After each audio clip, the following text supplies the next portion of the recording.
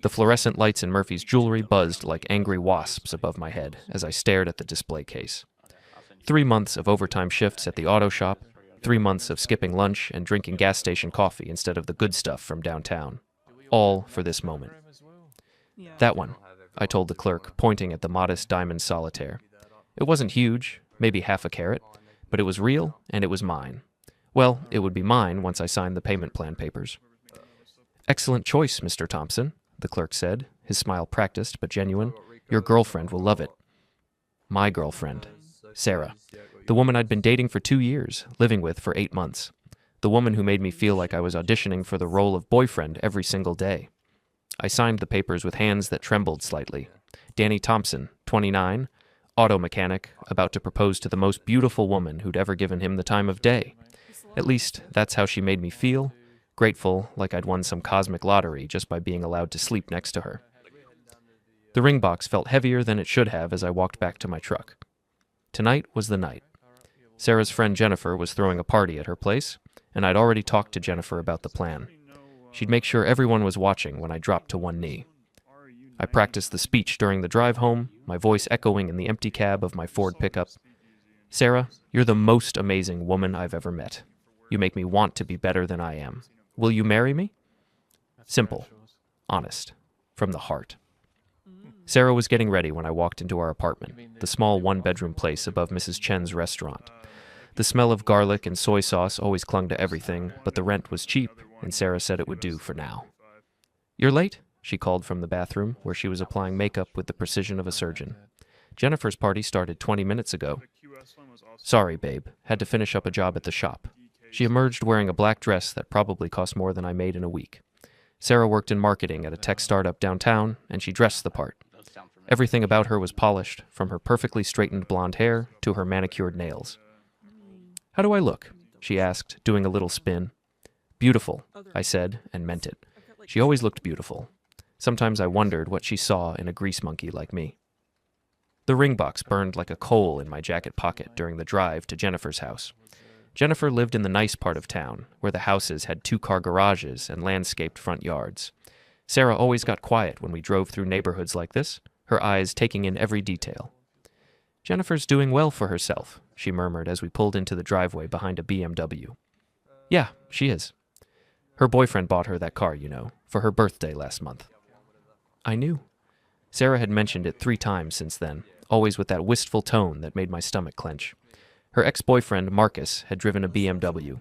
Marcus, who showed up in conversations more often than any ex should. Marcus, who apparently had done everything better than I ever could. The party was in full swing when we arrived. Jennifer's living room was packed with Sarah's co-workers and friends, people who wore expensive clothes and talked about wine like it was high art. I recognized a few faces, but felt like an outsider, as usual. Danny. Jennifer spotted us first, her voice bright with artificial cheer. So glad you made it. She gave me a meaningful look. She knew about the ring, about the plan. We'd rehearsed this moment over the phone yesterday. Can I get you guys drinks? She asked. Wine for me, Sarah said. Something good, not the cheap stuff. Beer's fine, I said. Jennifer disappeared into the kitchen, and Sarah immediately gravitated toward a group of her co-workers. I followed, feeling like a dog trailing after its owner. Sarah! A woman named Amanda air-kissed her cheek. You look amazing. That dress is gorgeous. Thanks, I got it at that boutique downtown. You know, the one Marcus used to take me to. There it was. 5 minutes into the party, and Marcus had already made his appearance. I excused myself to find the bathroom, really just needing a moment to collect myself. The ring box felt like it weighed 10 pounds. In the hallway, I pulled it out and opened it, staring at the diamond that had cost me 3 months of my life. It would be enough. It had to be enough. When I returned to the living room, Jennifer caught my eye and nodded. Time to do this. Hey everyone, Jennifer called out, tapping her wine glass with a spoon. Can I get your attention for a second? The room quieted down, conversations trailing off as people turned to look. Sarah looked confused, glancing between Jennifer and me. My heart hammered against my ribs as I reached into my jacket pocket. This was it, the moment that would change everything. I dropped to one knee in the middle of Jennifer's living room, surrounded by a dozen people with their phones already out, recording. Sarah's hand flew to her mouth, her eyes wide. Sarah, I began, my voice steadier than I'd expected. You're the most amazing woman I've ever met. You make me want to be better than I am. I pulled out the ring box and opened it. The diamond caught the light, throwing tiny rainbows across the walls. Will you marry me? The room was dead silent. Sarah stared down at the ring, and for a moment, I thought she might cry. Happy tears, the kind you see in movies. Then she sighed. Oh, Danny. Her voice was flat, disappointed. She picked up the ring, holding it up to the light like she was examining a piece of questionable fruit. This is really small. Someone coughed. I heard Jennifer whisper, "Oh my God." Sarah continued, her voice growing louder, more confident. I mean, it's sweet that you tried, but if my ex were here, he would have bought me a diamond ring. A real one. This looks like something you'd get from a vending machine. Laughter. Actual laughter from someone in the crowd. My face burned like I'd been slapped. The band isn't even real gold, is it? She continued, turning the ring over in her fingers. Marcus always said you should never cheap out on jewelry. It's supposed to represent how much you value someone. I was still on one knee, frozen in place like a statue. The room spun around me, voices blending into white noise. Someone was recording this. This moment of complete humiliation was being captured for posterity. I stood up slowly, my legs unsteady. Without a word, I took the ring from Sarah's fingers and closed the box with a sharp snap. Danny, wait, Sarah started, but I was already walking away.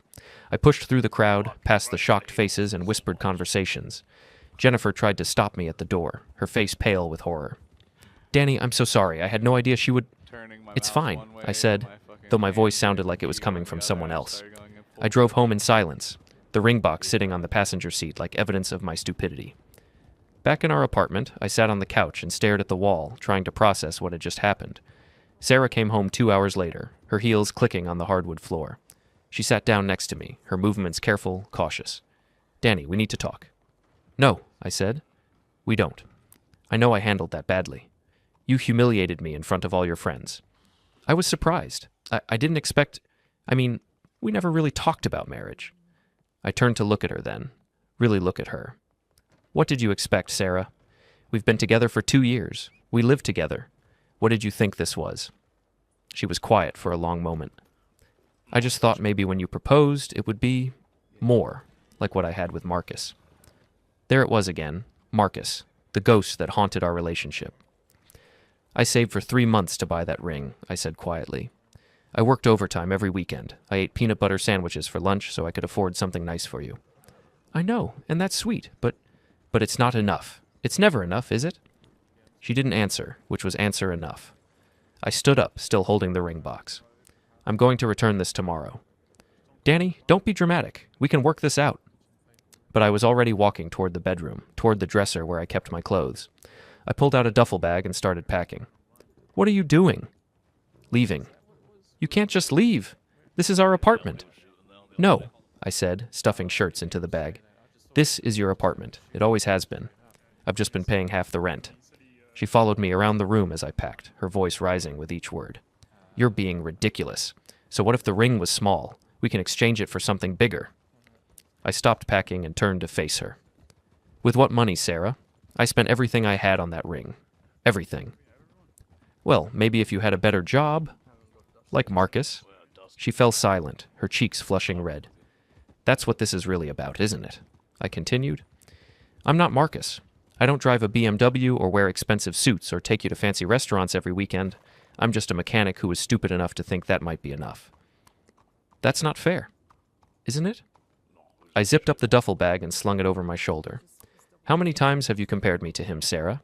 How many times have you made me feel like I'm auditioning for the role of your boyfriend? I walked past her toward the door, but she grabbed my arm. Where are you going to go? I'll figure it out. Danny, please, don't do this. We can work through this. I looked down at her hand on my arm, then back at her face. For a moment, I almost wavered. 2 years of history, 2 years of trying to be the man she wanted me to be. But then I remembered the laughter at the party, the way she'd held up my ring like it was a joke. No, I said, gently removing her hand. We can't. I left her standing in the doorway and drove to the only place I could think of, my buddy Jake's apartment across town. Jake was a good guy, a fellow mechanic who'd let me crash on his couch until I figured out what came next. The next morning, I returned the ring to Murphy's jewelry. The clerk's face fell when he saw me coming. Didn't work out? He asked gently. No, I said. It didn't. He processed the return without asking questions, handing me back most of my money minus a restocking fee. I walked out of that store feeling lighter somehow, like I'd finally put down a weight I'd been carrying for too long. 3 days passed before Sarah tried to contact me. I'd blocked her number, but she found ways around it, calling from work, from friends' phones, even showing up at the auto shop where I worked. "Danny, please," she said, standing in the doorway of the garage bay where I was working on a transmission. "We need to talk." "No, we don't." I didn't look up from the engine. "I've been thinking about what you said, and you're right. I haven't been fair to you." Now I looked up, wiping my greasy hands on a rag. "What do you want, Sarah?" "I want to fix this. I want us to try again." "Why?" The question seemed to catch her off guard. "What do you mean, why?" "I mean, why do you want to fix this? Because you love me? Because you can't imagine your life without me? Or because you're realizing that maybe I wasn't so bad after all?" She opened her mouth to answer, then closed it again. "That's what I thought," I said, turning back to the transmission. "I lost my job," she said quietly. That got my attention. I straightened up, studying her face. She looked tired, older somehow. The perfect makeup and styled hair were gone, replaced by dark circles under her eyes and hair pulled back in a messy ponytail. "What happened?" "Budget cuts. They laid off half the marketing department last week." I felt a flicker of sympathy, but it was quickly overshadowed by something else. Suspicion. "So you lost your job, and now you want to work things out?" "It's not about that, isn't it?" I set down my wrench and faced her fully. "When you had your fancy job and your tech startup friends, I wasn't good enough. Now that you're unemployed and can't afford the rent on that apartment by yourself, suddenly you want to give us another chance? That's not fair." "Fair?" I laughed, but there was no humor in it. "You want to talk about fair? Let me tell you what's not fair, Sarah. What's not fair is spending 2 years of my life trying to measure up to a ghost. What's not fair is saving every penny I had to buy you a ring, only to have you mock it in front of all your friends." Tears started rolling down her cheeks.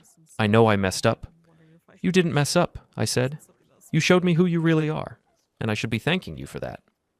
"What's that supposed to mean?"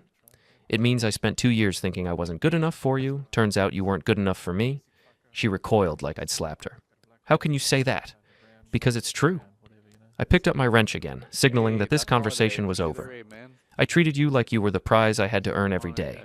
I planned dates, brought you little gifts, listened when you complained, and tried to be the steady man you said you wanted. But no matter what I did, you always found a way to compare me to your ex. I never meant—" "You trained me to feel grateful just for being allowed to stay," I continued, my voice growing harder. "Well, guess what? I'm done being grateful. I'm done trying to earn something that should have been freely given." Sarah stood there for a long moment, crying silently. Finally, she wiped her eyes and straightened her shoulders. "Fine," she said. "If that's how you feel, then I guess we're done."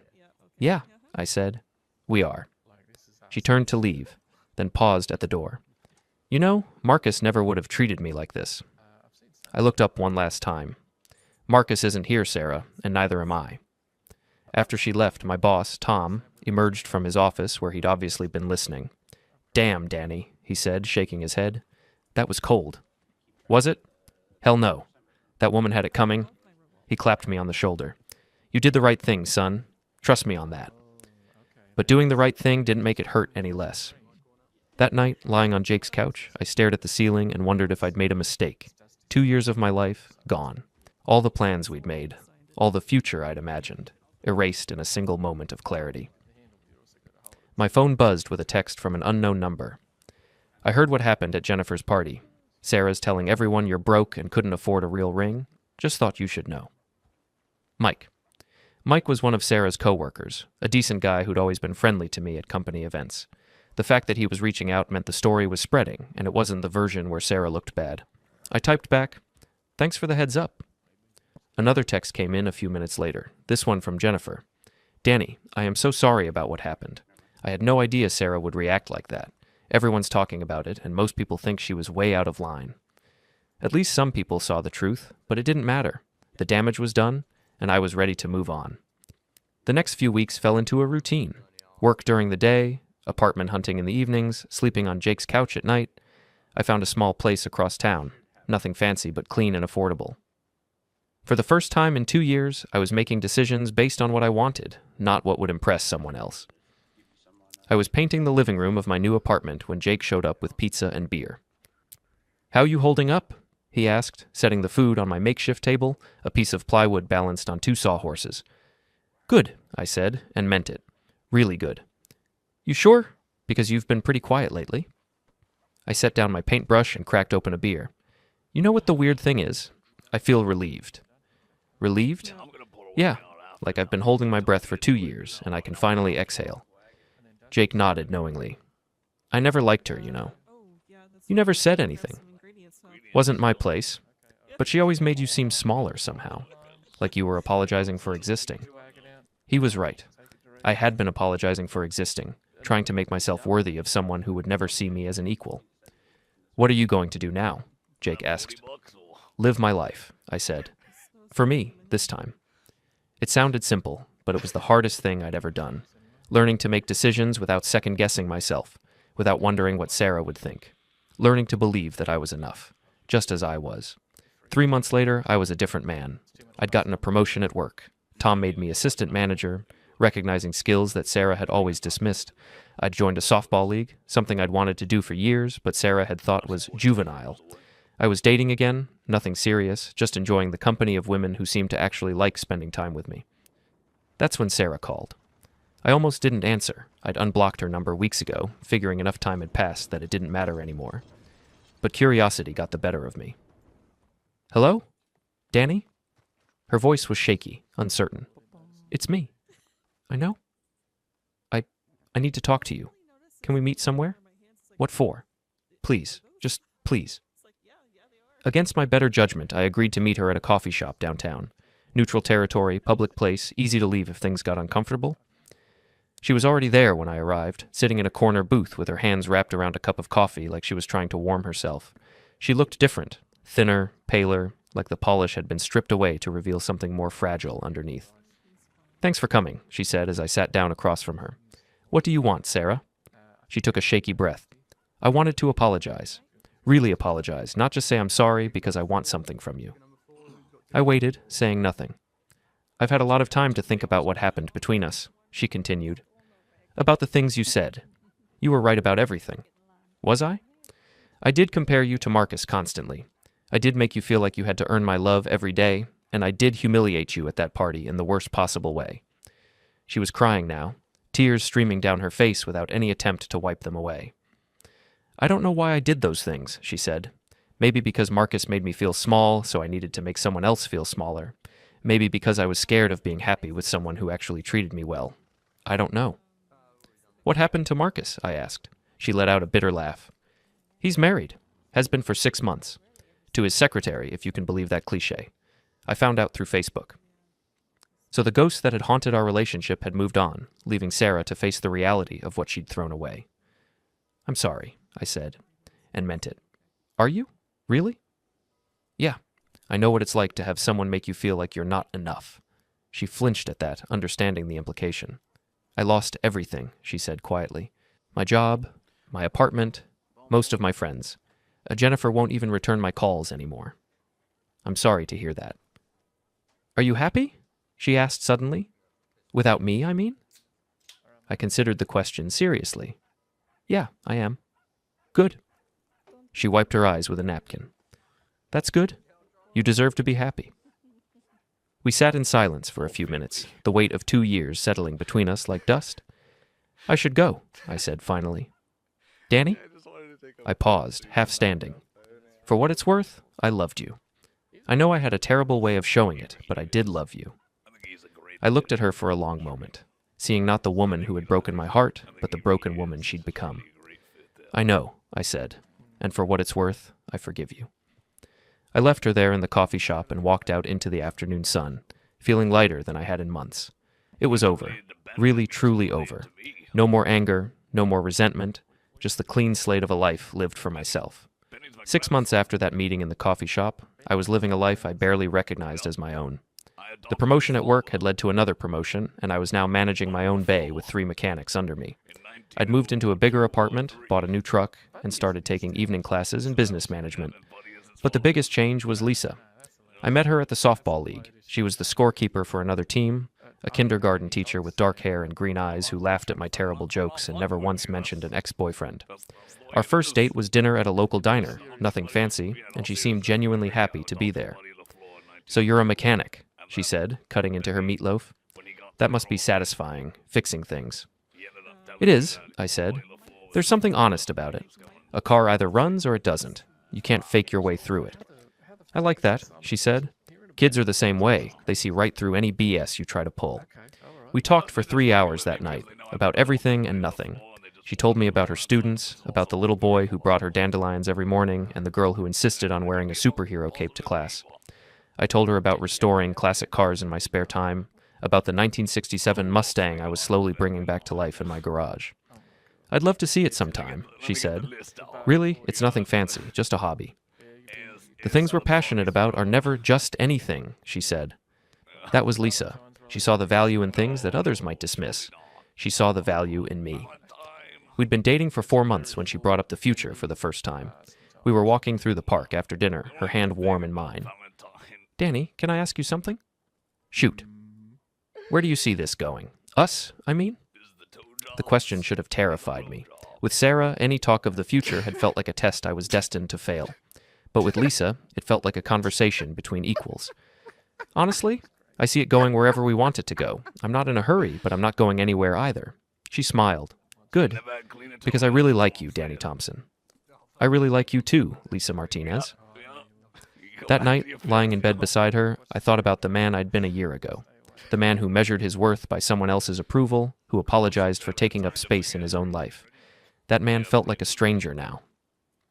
My phone rang at 7 the next morning. Unknown number, but I answered anyway. "Danny?" The voice was familiar, but unexpected. "Jennifer?" "Yeah, hi. I'm sorry to call so early, but I wanted to give you a heads up about something."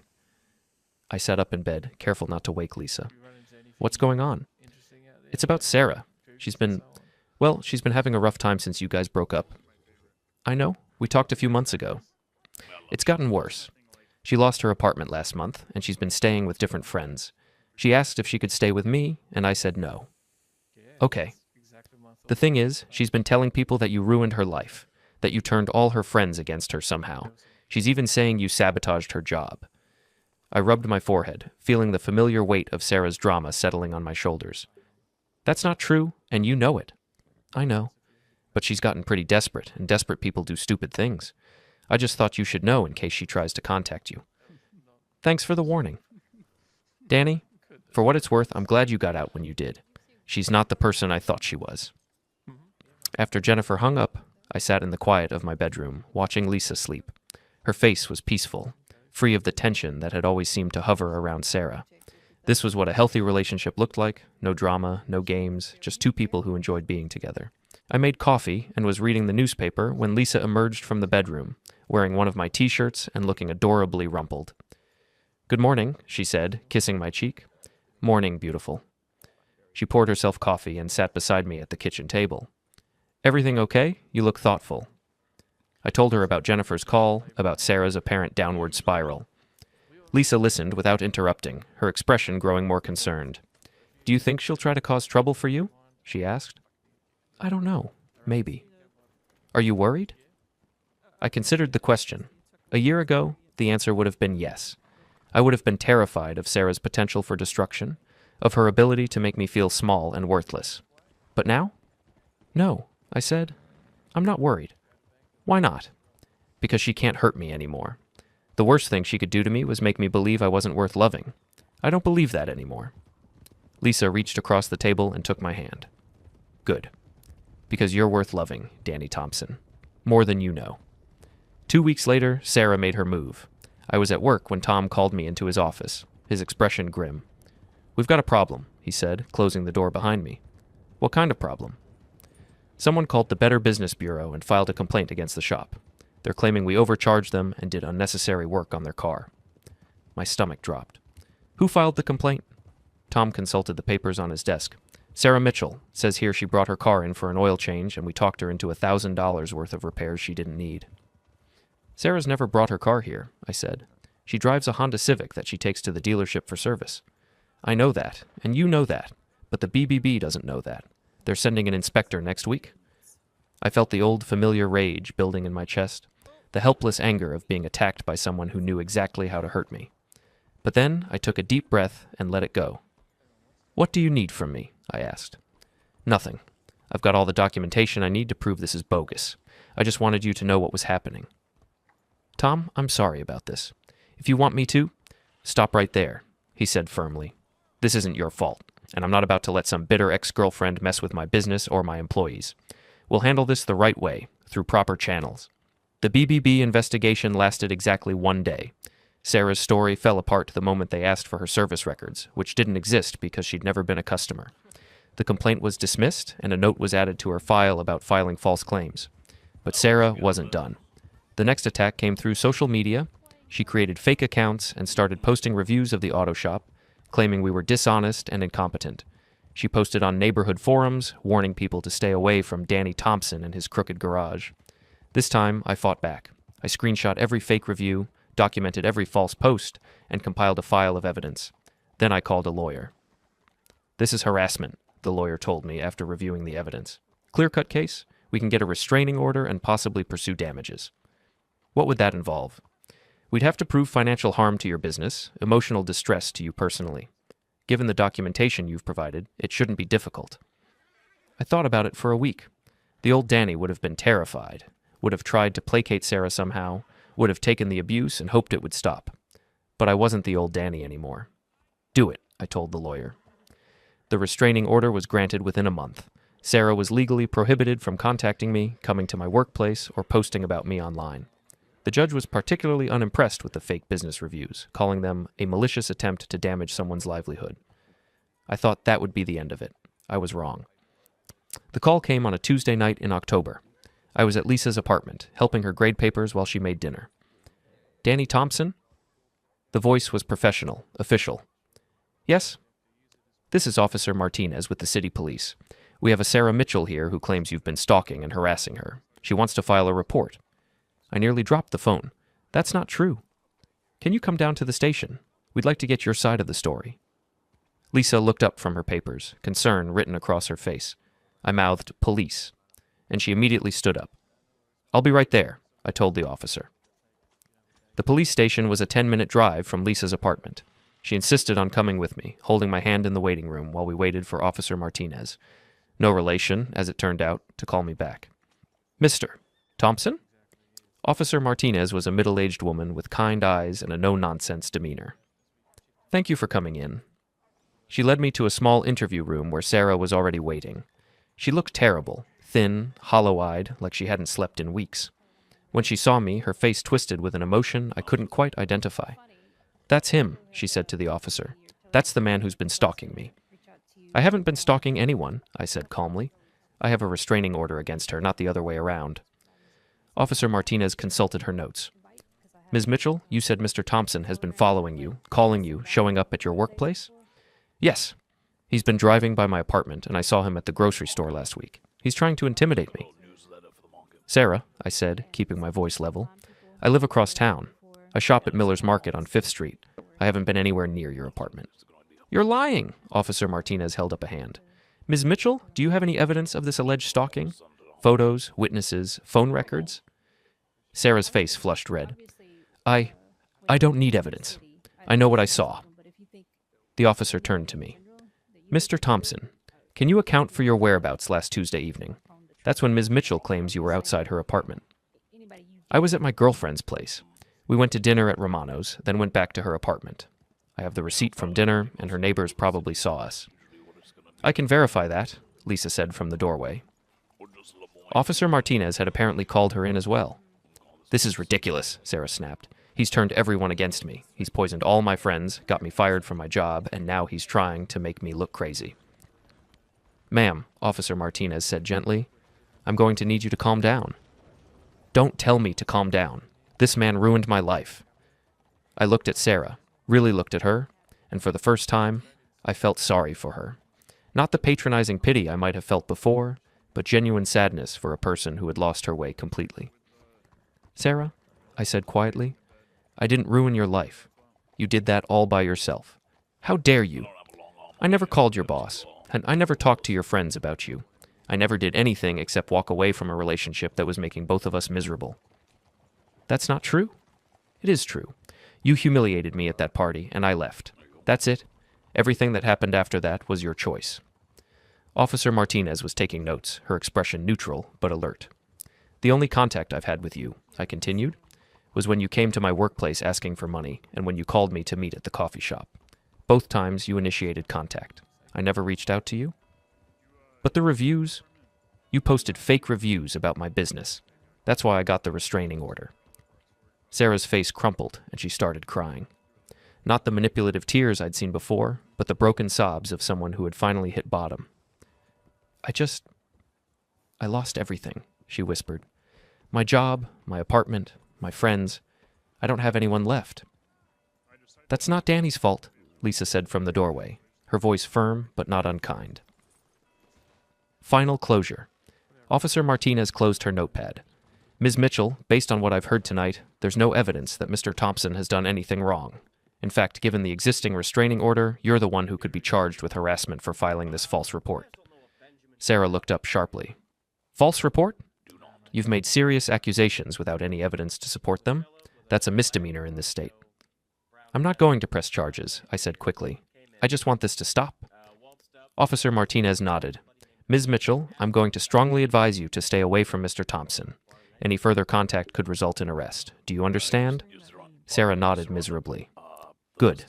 Mr. Thompson, do you need an escort to your vehicle? No, I think we're done here. As we walked toward the door, Sarah called out one last time. Danny, wait. Against my better judgment, I turned around. I'm sorry, she said, her voice barely above a whisper.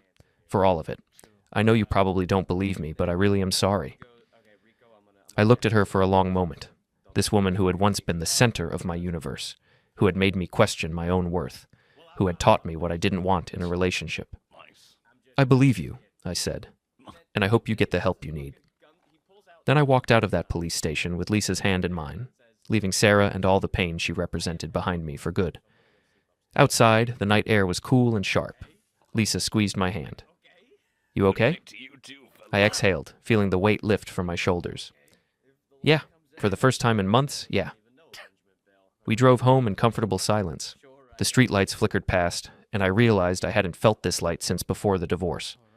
Sarah's apology had been quiet, almost fragile, but it didn't change anything. It was too late for reconciliation, too late for explanations. All it did was close a chapter I'd been waiting to end. The next few weeks passed quietly. The restraining order held. Sarah didn't contact me again.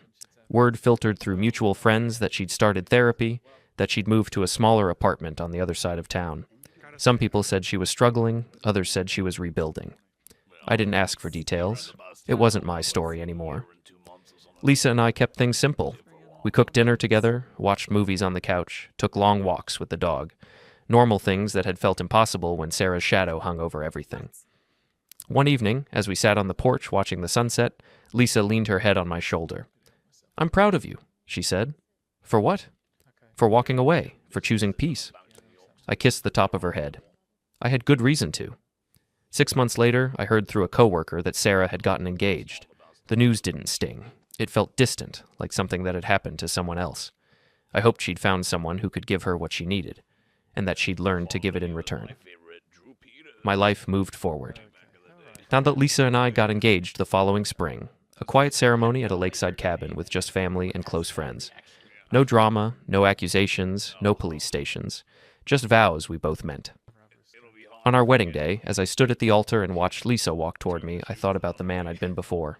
Broken, angry, questioning everything. That man was gone. What remained was someone who had learned that love isn't about holding on to someone who hurts you. It's about letting go when you need to, and reaching for the person who makes you feel safe. Sarah sent a card a few weeks after the wedding. It was simple, handwritten. Congratulations, Danny. You deserve every happiness. I'm truly sorry for my part in the pain. Take care. I read it once, then tucked it away. I didn't respond. Some apologies are best left unanswered. Years later, I still think about that night at the police station. Not with bitterness, but with gratitude. It was the moment I chose myself, chose peace, chose a future free from the cycle of hurt. Sometimes the strongest thing you can do isn't fighting back. It's walking away, hand in hand with someone who loves you right, and never looking back. 1 year later, I was standing in the jewelry store again, but this time was different. This time, I wasn't nervous or desperate or trying to prove anything to anyone. This time, I was simply a man in love, buying a ring for a woman who loved me back. This one, I told the clerk, pointing to a beautiful solitaire diamond, bigger and more expensive than the one I'd bought for Sarah, but not because I was trying to compete with anyone, because Lisa deserved the best I could give her, and I could afford to give her the best. Excellent choice, the clerk said. Your girlfriend has exquisite taste. Lisa had picked it out herself, actually. We'd been ring shopping together, talking openly about marriage and the future we wanted to build. No games, no tests, no comparisons to anyone else's relationship. When are you planning to propose? The clerk asked as I signed the papers. Tonight. I'm taking her to the place where we first met. The softball field was empty when we arrived, the sun setting behind the bleachers where Lisa used to keep score. She knew what was coming. We talked about it extensively, but she still gasped when I dropped to one knee at home plate. Lisa Martinez, I said, pulling out the ring box. You make me want to be the best version of myself, not because I have to earn your love, but because your love makes me believe I'm worth the effort. She was crying before I even asked the question. Will you marry me? Yes, she said, laughing through her tears. Yes, of course, yes. The ring fit perfectly, sparkling in the last light of day. As I slipped it onto her finger, I thought about the man I'd been when I bought the first ring, and how far I'd traveled to become the man I was now. I love you, Danny Thompson, Lisa said, pulling me to my feet and kissing me. I love you too. We were planning our engagement party when Jake brought up Sarah. You know she's back in town, right? He said, helping me move furniture in my apartment. No, I didn't know that.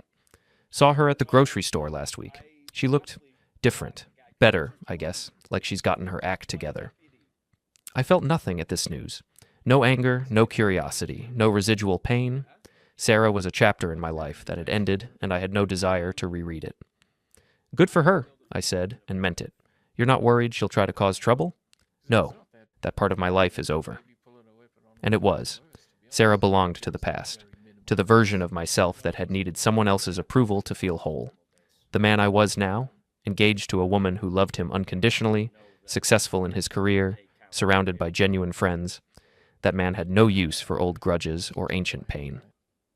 The engagement party was held at Tom's house, a backyard barbecue with all the people who mattered to me. Lisa's family had driven down from Chicago, my parents had flown in from Arizona, and the garage crew had shown up in their best clothes, ready to celebrate. Speech, someone called out as Tom handed me a beer. I'm not much of a speech guy, I said, but Lisa nudged me forward anyway. Okay, I said, raising my beer. I just want to say thank you to everyone for being here. A few years ago, I thought I knew what love was supposed to look like. I thought it was supposed to be hard, that you were supposed to constantly prove yourself worthy of it. I looked at Lisa, who was smiling at me with such warmth that my heart skipped a beat. Lisa taught me that real love isn't something you earn. It's something you share. It doesn't make you smaller. It makes you bigger. It doesn't ask you to change who you are. It celebrates who you are. I raised my beer higher. So here's to love, the real kind. And here's to Lisa, for showing me what that looks like. Everyone cheered and drank, and Lisa kissed me while our friends and family applauded. It was perfect. Not because nothing could go wrong, but because even if something did go wrong, we'd face it together. Later that night, as we cleaned up paper plates and empty bottles, Lisa found me in the kitchen. That was a beautiful speech, she said, wrapping her arms around my waist. I meant every word. I know you did. That's what makes it beautiful. She was quiet for a moment, her head resting against my chest. Danny? Yeah? I'm proud of you. For everything you've overcome, everything you've become, I'm proud to be marrying you. I held her tighter, thinking about the journey that had brought me to this moment. The pain, the humiliation, the slow rebuilding of my self-worth, all of it had led me here, to this kitchen, to this woman, to this life I'd built for myself. I'm proud of us, I said. 6 months later, we were married in a small ceremony at the park where we used to walk. Lisa wore her grandmother's dress, I wore a suit I'd bought myself, and we exchanged vows we'd written together. No drama, no comparisons, no ghosts from the past. Just two people promising to love each other for exactly who they were. As we danced to our first song as husband and wife, I caught sight of a familiar figure standing at the edge of the park. Sarah, watching from a distance, her face unreadable. For a moment, our eyes met across the crowd of wedding guests. She raised her hand in a small wave, not a gesture of interruption or drama, but of acknowledgement, maybe even approval. Then she turned and walked away, disappearing into the evening shadows. "Who was that?" Lisa asked, following my gaze. "No one important," I said, spinning her around as the music swelled. And it was true. Sarah was no one important, not anymore. She was just a person I used to know, a lesson I'd learned, a bridge I'd burned on my way to becoming the man I was meant to be, the man who was good enough, just as he was, the man who had learned to choose himself, the man who had found real love, finally, with a woman who saw his worth without needing him to prove it every day. As the song ended and our guests applauded, I kissed my wife and thought about the ring that had started it all, the ring Sarah had rejected, the ring that had broken my heart and ultimately set me free. If my ex were here, she would have bought me a diamond ring, she had said, holding up the symbol of my love like it was worthless. But my ex wasn't here. She was just a memory now, a cautionary tale, a reminder of what I'd escaped. And I was here, with Lisa, with our future, with a love that didn't need to be earned or proven or constantly defended. I was here, and I was enough.